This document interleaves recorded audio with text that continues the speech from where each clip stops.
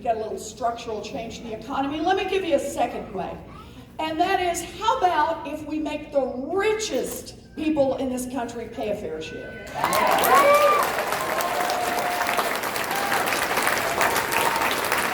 Now, I got a plan for that. I really did this, and this is a good plan. So here's the idea. The great fortunes in this country, $50 million or bigger. We require that for your 50 millionth and first dollar, you got to put in 2 cents. And 2 cents for every dollar after that. So wealth tax. Now, how many people in here own a home? You've been paying a wealth tax every year. They just call it a property tax. Right? The difference here is for these guys, I want it to be not just their real estate, I just want their property tax to include the diamonds, the yachts, and the Rembrandts. That's all I'm looking for. Well, 2 cents. And by the way, let me say about this. It's not out of being punitive.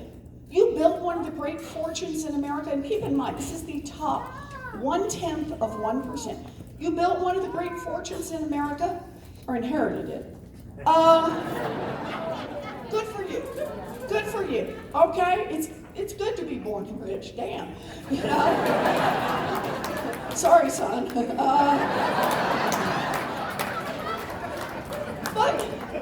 But okay, you've got one of the great fortunes in America. But here's what I guarantee. That fortune was built in part using workers that all of us help pay to educate. That fortune was built in part getting your goods to market on roads and bridges all of us help pay to build, right? That fortune was built in part protected by police and firefighters all of us help to pay for. So we're saying to you, you made it big, good for you. But how about 2 cents? So every other kid gets a chance to make it in this country.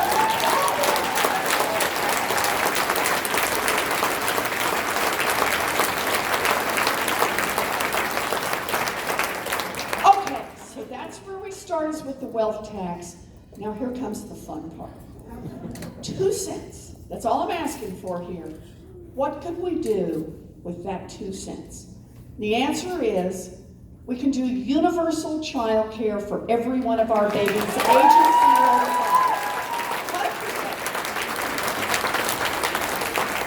And universal pre-K and pre-pre-K for everyone. And pay those childcare workers and pre-K teachers a professional salary.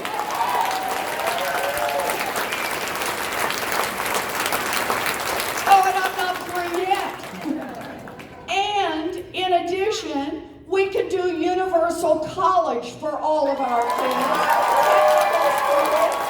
2 years for a year. And just one more. We can do student loan debt cancellation for 95% of kids in this country.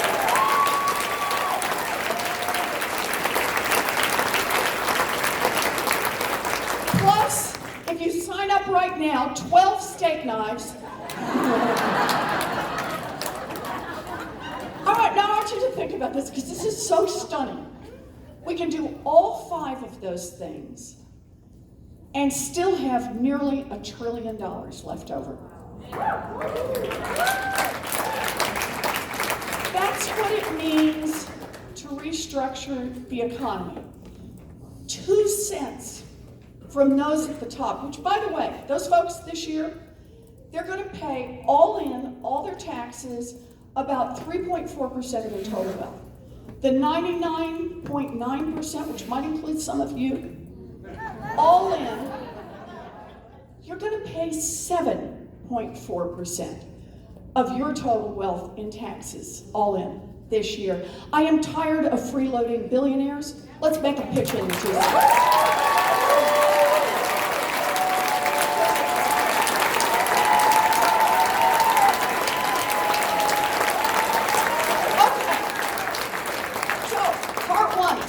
corruption head on. Part 2 is rewrite a couple of structural rules in this economy. Part 3, we got to get out there and fight to protect our democracy. Yep. I want to see a constitutional amendment to protect the right of every American citizen to vote and to get that vote counted.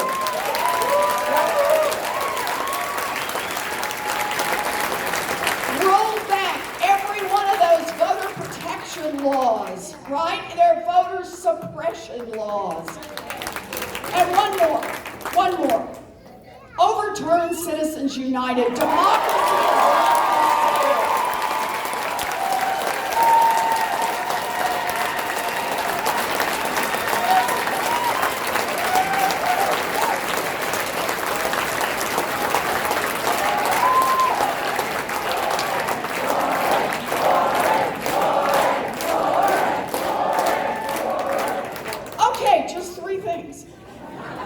That's all we've got to do to make this a different country. And understand this. For me, those 3 things are actually very much related to each other. Because what they're all ultimately about is opportunity. Opportunity, not just for a thin slice at the top, but opportunity for everybody. Opportunity to get an education, right? Opportunity to get a good job. Opportunity to start a business. Opportunity to start a family. Opportunity. Remember, I'm a special needs teacher. Opportunity is sometimes about a chance to live independently. It's about a chance to be what you can be. My daddy, in this story, he ended up as a janitor. But his baby daughter got an opportunity.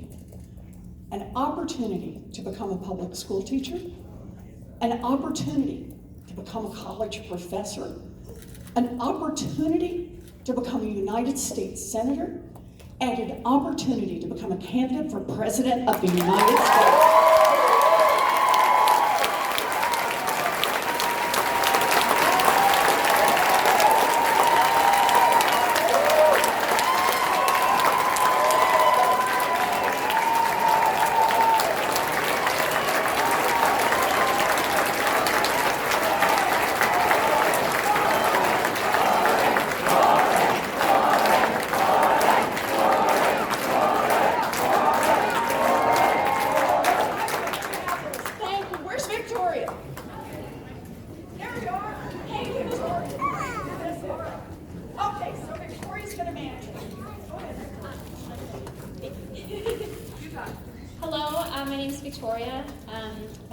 I'm currently a 28-year-old freshman in college. It's never too late.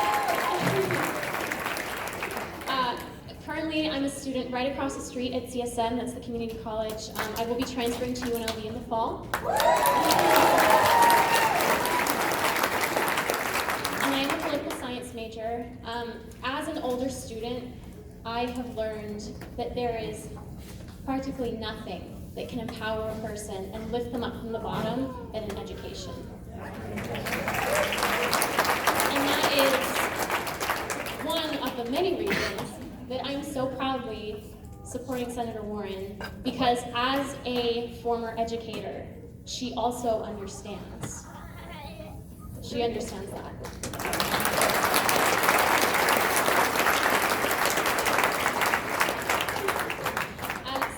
Upon entering the facility, you guys were offered a number if you had a question. I will choose those numbers at random, I promise. And when I call your number, I want you to shout, "Persist." Because as we all know, nevertheless, she persists. And nevertheless, we will all persist as well, right? So, okay, so I'm going to call 2 or 3 numbers at a time.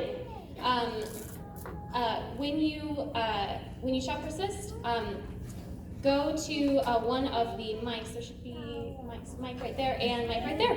Great. And line up, and then we will try to take as many questions as possible.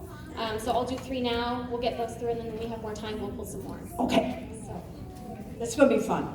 Okay, everybody ready? Da, da, da, da, da, da. Okay. The idea is just to give everybody kind of an equal chance to ask a question. Okay, what do you got here, Victoria? Number 1, 2410981. 0981. Okay, 2410981. Don't be shy. Anybody? Okay. Okay, try another one. Okay. 2410977. Just look at the last word. 0977. Do we have anybody yet ready to yell persist? Bingo, I whatever. swear I'm reading it right. Everybody? Okay, keep going, Victoria. Last 4, 0953. We got one? All right! That's great. Let's get a couple more lined up. Okay, hold on, and we'll do it.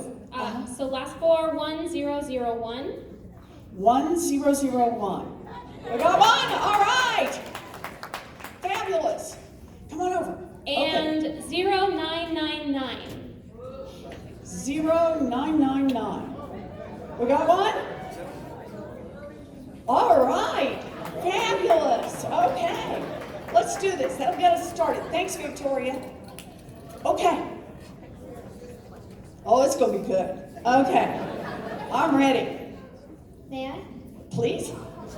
So, What made you- tell me your name. My name's Asacia.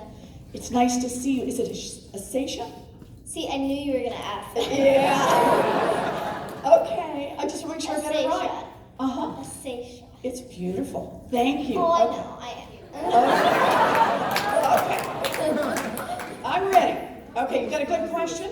What made you interested in becoming a public speaking teacher, or whatever teacher you're wearing? What made you interested in What made you interested in becoming president or the jobs you had? What made you interested in doing that, basically? I'm Okay. trying to put it in a way that makes sense. Okay. Okay, so I'll do both halves for you because I thought at first you were asking about why I became a teacher. A way that makes sense, but it's very hard for me to find the words. Well, I think you're doing a fine job. Okay? You're doing very well.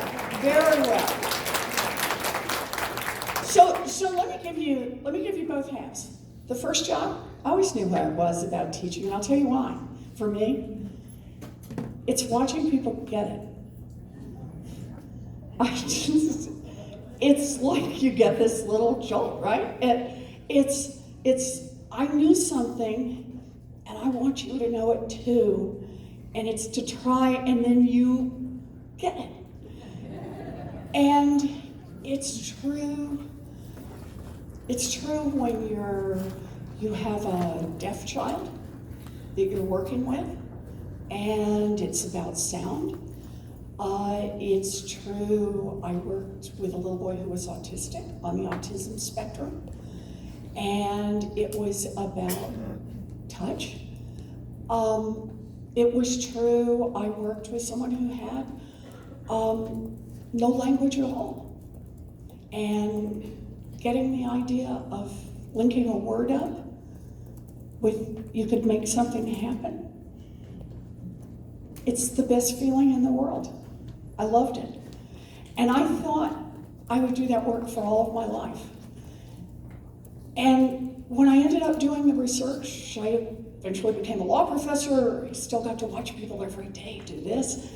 But I also got to study about, like I said, what was happening to working families. I never thought I would go into politics.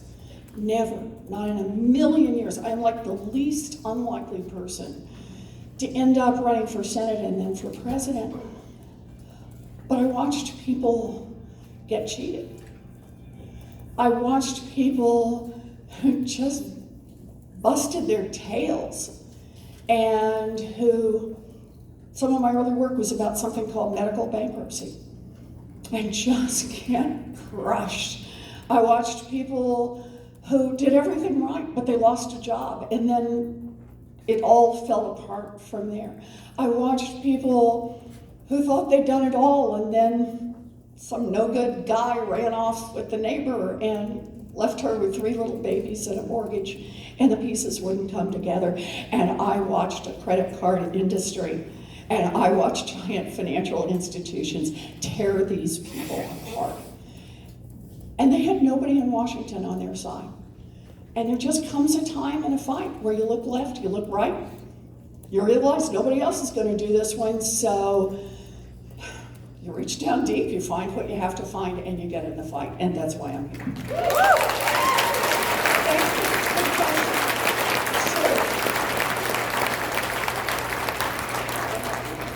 Hi. Hi, Tell me your name. Mia. Hi, Mia. How are you? Good. Good. What grade are you in, Mia? 2nd grade. 2nd grade. Whoa, it's time, girl. Okay, so tell me your question. What made you want to be president?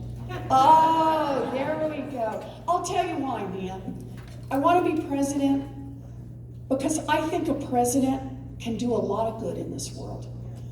And I think they can help a lot of other people do a lot of good in this world. Being president of the United States of America is an incredible honor and an incredible opportunity to be able to open doors for lots of girls and boys and to let them build everything they can build. So I'd like to be your president. You down with that?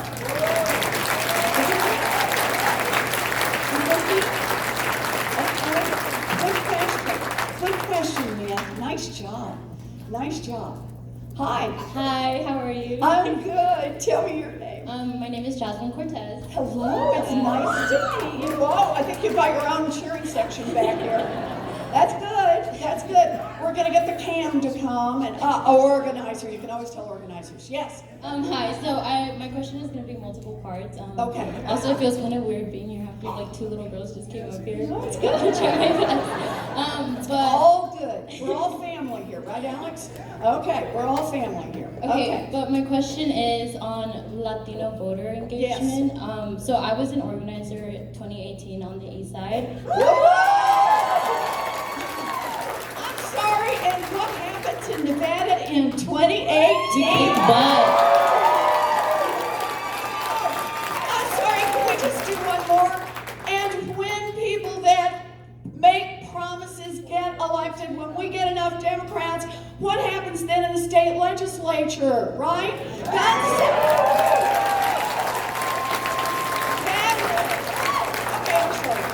fun. It's okay, it's okay. I am so glad for what you did in 2018. Nevada really did show the rest of the country.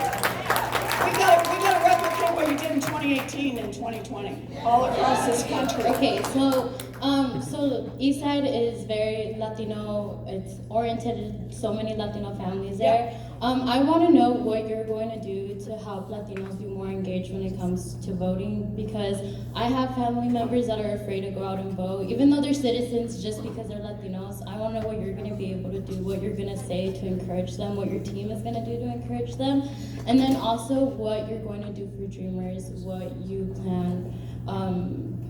If you have a plan for us to eventually get a pathway to citizenship, Yes. since I hope most of you know that, like, Dreamers, I'm a dreamer, we don't have a pathway to citizenship. So I want to know what you're going to be able to do about that. So, is it okay with you if I reverse the two in terms of the order? Okay, so let's start with, we need a new immigration law in this country that protects dreamers, creates a pathway to citizenship, does not break up families, protects people with temporary protected status, and most of all, an immigration policy that reflects our values.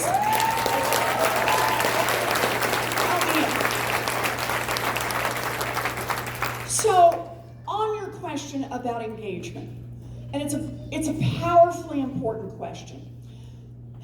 I got a plan, okay? I know, I can't help it, I just keep doing this. All right. So, here's what it is. It's to do 3 things. First is to talk about what's wrong. You gotta diagnose the problem. And you gotta talk about where it's broken. And I'm going to do this at the highest level. Where it's broken right now is we've got a government that doesn't work for us. Works for rich people, right? Works for people who've got connections. It's just not working for anyone else. If you can't hire an army of lobbyists, if you can't hire an army of lawyers, basically Washington doesn't want to hear from you. And that isn't working. We're not building a country out of that. We're not building a country with a future out of that. So first we got to talk about what's wrong. Then we got to talk about a plan to fix it. And I mean real, not unicorns and rainbows, although they're great. It's got to be real. There are things we can do, that we can fight back, we can change it. We can disrupt the corruption. No, we won't root it every inch of it out. Man, you can fight back against it. You can put them back on their heels. And while they're back on their heels, you can just change a couple of the basic rules in the economy. You can do this. We can get in there and protect our democracy. I dare people to fight us on some of these core pieces. We can show a path for changes we can make. Changes we can make that will touch families. Just in this room, how many people have ever struggled with childcare? Right? There you go. We make childcare universally available. This is life altering for people. This is $600 a month, $800 a month that stays in your pocket. This is knowing that you could actually go back and finish your education, even though you have children at home. This is you can take on a job. You can take on a hard job, a full-time job, if you know you've got decent child care. And if your children are not just getting some care, they're getting the best care. They're getting the same kind of care that the children of rich people get. That your kids are just as valuable as anybody else's kids. We gotta make this personal. Right down to our solutions, not abstract, personal. Your student loan debt, that's what we're talking about.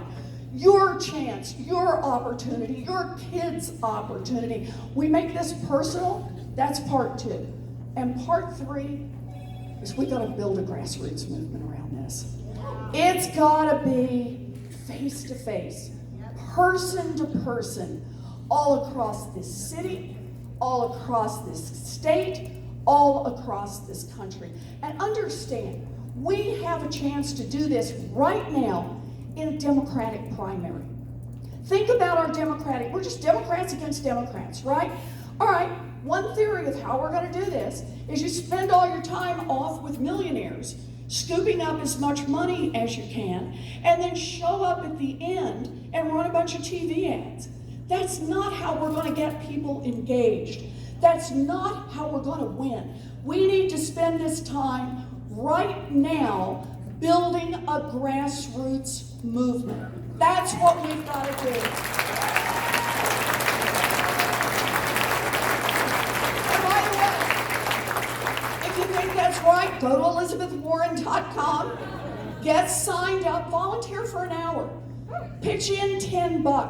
But be part of building a grassroots movement. Because here's the final point about this. Yeah, it's about winning in 2020. You bet it is. It's about taking back the White House. Yes. But it's also about winning up and down the ticket. It's about taking back the Senate. It's about making sure that we protect our majority in the State House, that we keep Democratic governors across this country and get some more of them. But more than any other single thing, it's about winning these elections, because that's how we start to make change. Our focus is not November 2020. Our focus is January 2021, when we begin to change this country.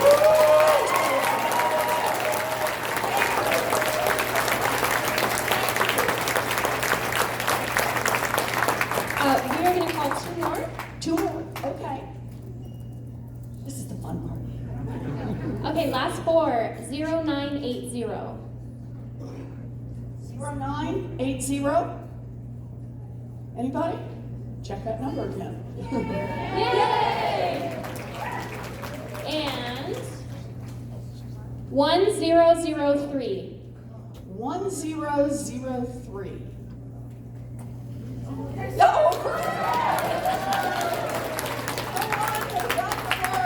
on down. You'll have the last question here. Okay.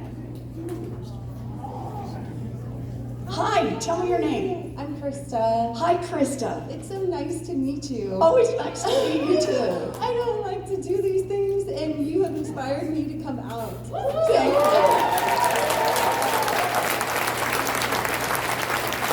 I'm a teacher as well. What do you teach?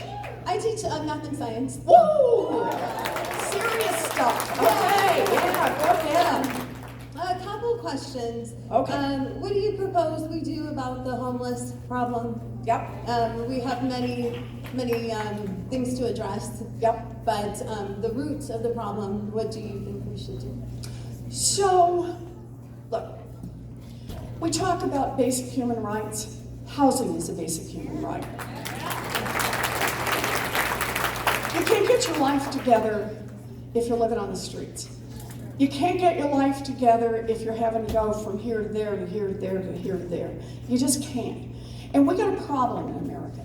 And the problem is that we actually have a shrinking and deteriorating housing stock for pretty much everybody who's middle class, working poor, poor, and homeless. And there's a reason for that. It's a couple of reasons. One is private money that's gone into housing. Used to be, they were building the 2-bedroom, 1-bath house I grew up in, where they converted the garage for the boys, right? That house isn't being built anymore. Today, private developers are building McMansions.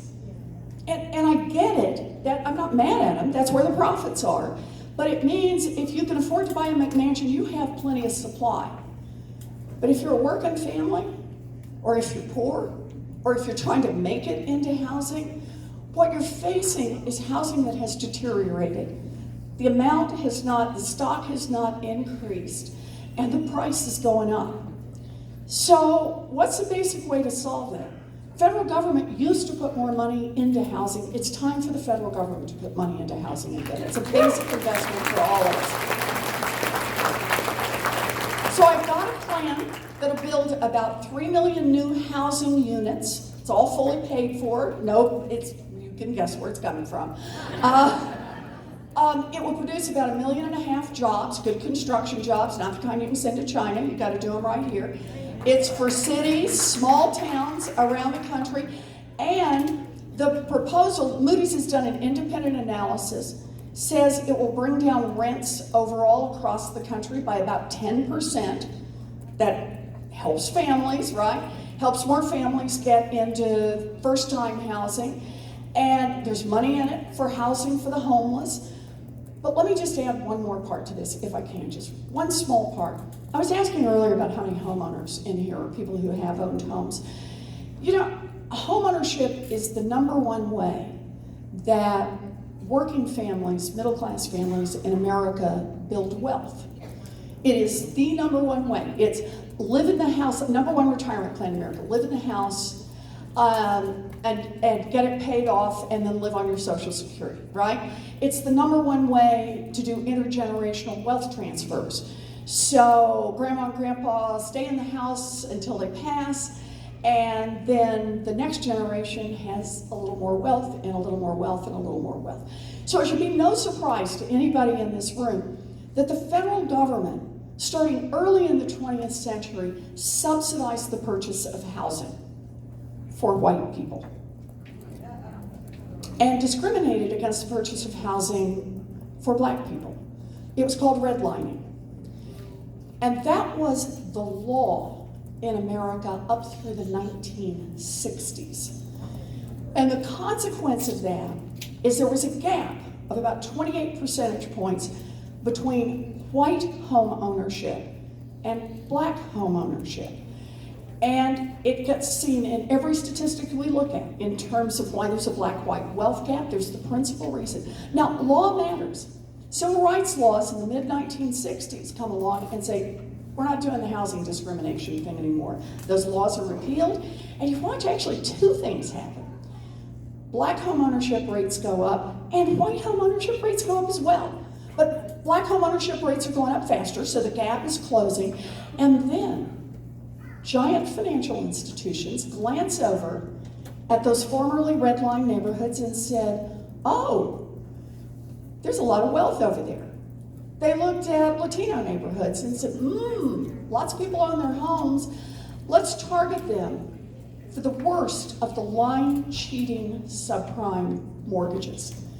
They stripped wealth out of communities of color. By the way, the second group they attacked were seniors who had built up lots of equity.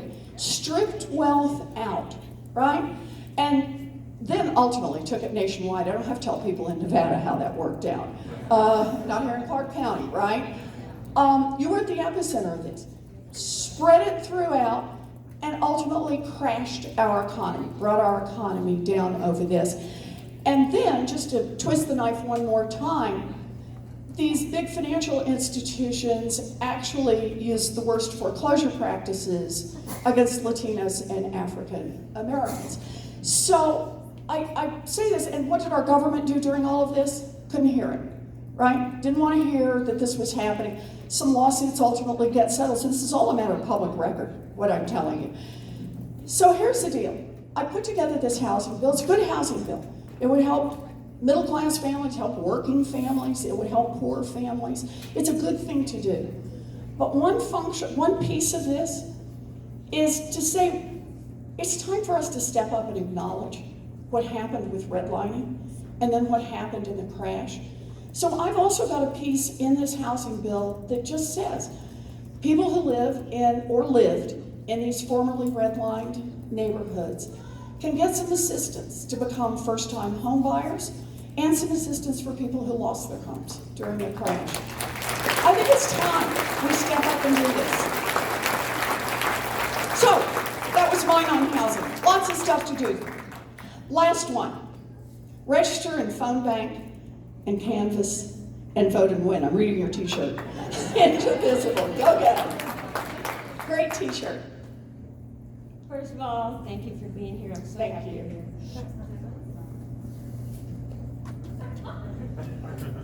Okay, can you hear me? Okay, I'm really happy you're here, and I'm glad I'm here to see you. So yeah, I have to build up to my question. It's okay. Tell me your name. I'm sorry, Karen Gruber. Terry? Karen. Karen. Okay. Right after the presidential election, Yeah. I became a member of a group, Paradise Las Vegas Indivisible. Uh-huh. Okay.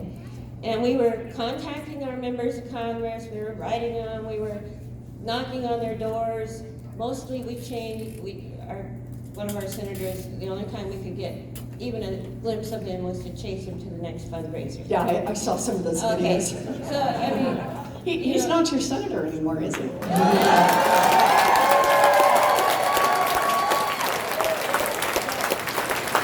I'm just saying. Okay.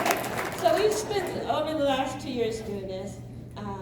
We had some successes, we had a lot of losses, and it's really discouraging at the grassroots level when you have, Sure. when you have somebody spending 75, and most of the senators and Congress people do spend 70% of their time raising money. Yeah. Like you said, it is the root of all evil. We've got so many issues, and a lot of them would be solved if we could get rid of the money. And as far as the emergency that we have with climate change, we just found out today that Las Vegas has increased we are the fastest warming city in